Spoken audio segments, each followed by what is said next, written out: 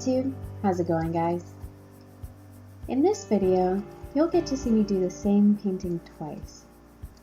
You know those draw this again memes you sometimes see on the internet? Well, this is something that I painted again the next day.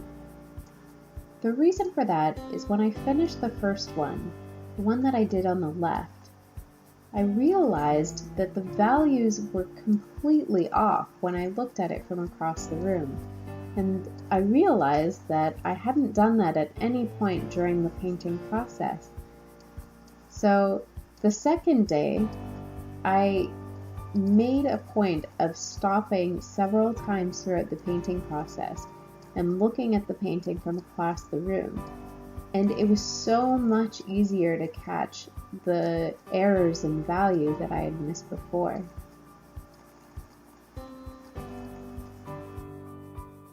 The second biggest difference is just that I had the opportunity to practice.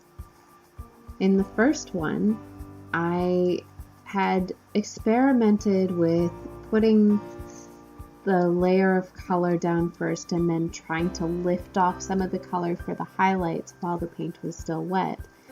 But it didn't work the way I wanted it to, and then when I tried to put in the shadows, the previous layer had already dried, so I didn't get the wet into wet look that I was looking for, and then I ended up with dark rings around the shadowed edges.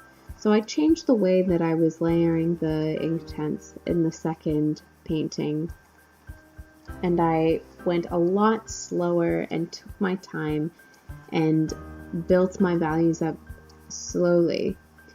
The second painting is sped up almost twice as much as the first one, so I definitely took a lot longer to do the second painting, but the results were much better, so I'm very happy with that.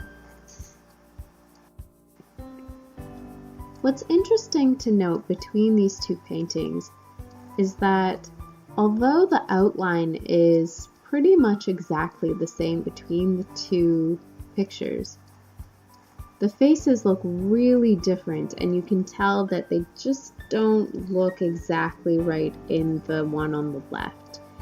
And that's because the shadows aren't in the right areas, and it really changes the look of the face. So even if you have the outline perfect, it doesn't mean that you're going to be able to recreate the face perfectly just with that outline. You have to have the shadows in the right areas. You have to have the value correct. If the values are off, it's not going to look right either. So I think this is a really good example of that point. Anyway, thank you so much for watching, guys. I hope to see you next time.